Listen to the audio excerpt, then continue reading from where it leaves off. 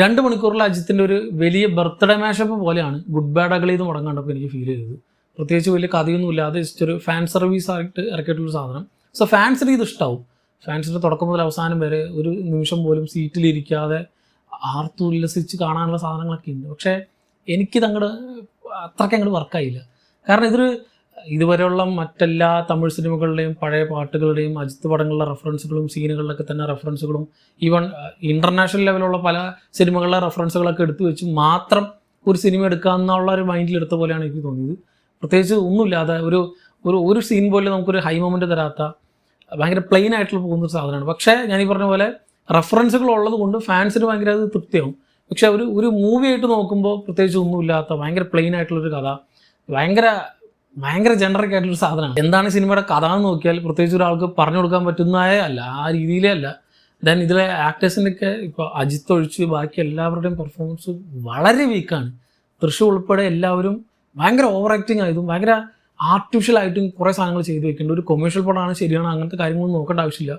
പക്ഷേ മര്യാദയ്ക്ക് അവർ എന്താണ് അവർ സാധാരണ ചെയ്യാറ് അതുപോലെ ചെയ്താൽ പോലും ഇത് കുറച്ചും കൂടി ഓവറാക്കി എക്സാഗ്രേറ്റഡ് എഴുതിയാണ് ചെയ്യുന്നത്. എന്നാൽ അതിൻ്റെ ആവശ്യം ആ സീനിലുണ്ടോ എന്ന് ചോദിച്ചാൽ ഇല്ല. അങ്ങനത്തെ കുറേ സാധനങ്ങളുണ്ട്. സോ അനാവശ്യമായിട്ടുള്ള കുറേ ക്യാരക്ടേഴ്സാണ് സിനിമയിലുള്ളത്. ഒരു പഞ്ചും ഇല്ലാത്ത വെറുതെ വേസ്റ്റ് ആയിട്ടുള്ള റെഡ് ഇൻ കിങ്സിൽ ഉൾപ്പെടെ അജിത്ത് ഒഴികെ ബാക്കി എല്ലാവരും നന്നായിട്ട് നല്ല രീതിയിൽ ഉറപ്പിച്ചിട്ടുള്ളൊരു പടമാണ്. പക്ഷേ ഇതിൽ അജിത്തിൻ്റെ ഒരു ഡൈ ഹാർഡ് ഫാനാണ് നിങ്ങളെങ്കിൽ നിങ്ങൾക്ക് ഇതുവരെയുള്ള എല്ലാ അജിത്ത് പടങ്ങളും കണ്ടിട്ടുണ്ടെങ്കിൽ അല്ലെങ്കിൽ ഇതുപോലുള്ള എല്ലാ സീൻ ബൈ സീൻ എല്ലാ സാധനങ്ങളും ഓർമ്മയുണ്ടെങ്കിൽ നിങ്ങൾക്ക് ആഘോഷിക്കാനുള്ള കുറേ സാധനങ്ങൾ സിനിമയിലുണ്ട്. പക്ഷേ പ്രശ്നം എന്താണെന്ന് വെച്ചാൽ ഒരു സിനിമയിൽ അതിനൊരു പർട്ടിക്കുലർ പോർഷൻ ഉണ്ടാവും. ഇപ്പോൾ ഒരു ഇൻട്രോ സീനിലോ അല്ലെങ്കിൽ ഒരു ഇൻട്രോ ബ്ലോക്കിലോ അല്ലെങ്കിൽ ക്ലൈമാക്സിലൊക്കെ തന്നെ കൊടുക്കാം. ഇത് സിനിമ മൊത്തം ഇതാണെങ്കിലും ഇത് കംപ്ലീറ്റ്ലി ബിൽഡപ്പ് മാത്രമുള്ള ഒരു പടത്തിൽ എന്താണ് ഈ ഒരു ക്യാരക്ടർ എന്നുള്ള രീതിയിൽ ഇതുവരെയുള്ള മറ്റ് എല്ലാ അജിത്ത് സിനിമകളെ റെഫറൻസ് വെച്ച് ആ ഒരു ക്യാരക്ടറിനെ ഇങ്ങനെ ഡെവലപ്പ് ചെയ്ത് ബിൽഡ് ചെയ്ത് അങ്ങേരെ ആരാണെന്ന് പറഞ്ഞു വെക്കൽ മാത്രമാണ് ഈ പടം. എന്നാൽ ഇതൊരു 3 പാർട്ട് മൂവിയൊന്നുമല്ല, ഒരൊറ്റ പടമാണ്.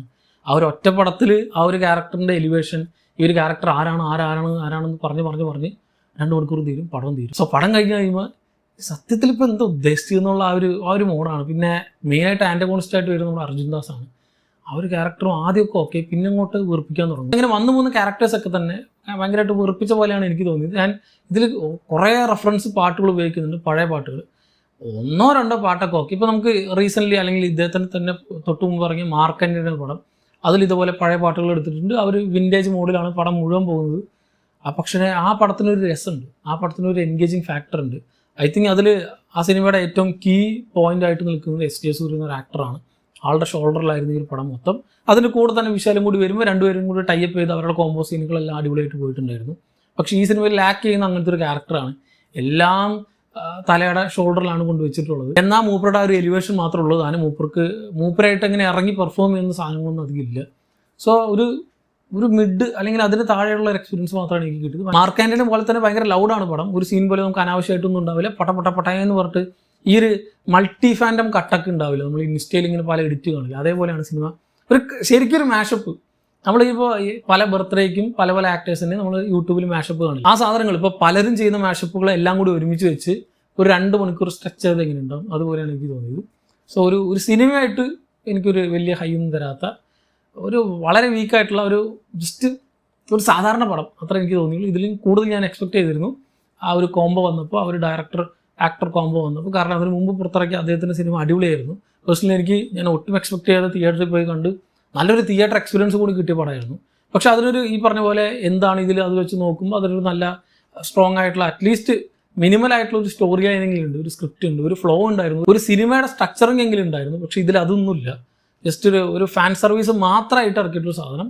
സോ ഒരു കടുത്ത അജിത്ത് ആരാധനയാണ് നിങ്ങൾക്ക് ഒരു വട്ടം കണ്ടിരിക്കാൻ പറ്റുന്ന, അല്ലെങ്കിൽ എന്തിനു കണ്ടു എന്ന് തോന്നിപ്പോകുന്ന ഒരു രീതിയിലുള്ള ഒരു പടമായിട്ടാണ് എനിക്ക് തോന്നിയത്. ഇത് കംപ്ലീറ്റ്ലി എൻ്റെ പേഴ്സണൽ ഒപ്പീനിയനാണ്. ഓൾറെഡി പടം കണ്ടവരെന്തെങ്കിലും നിങ്ങളുടെ അഭിപ്രായം എന്നുള്ളത് താഴെ കമൻറ്റ് ബോക്സിൽ കമൻറ്റ് ചെയ്യുക. മറ്റൊരു വീഡിയോയിലൂടെ കാണാം. നന്ദി.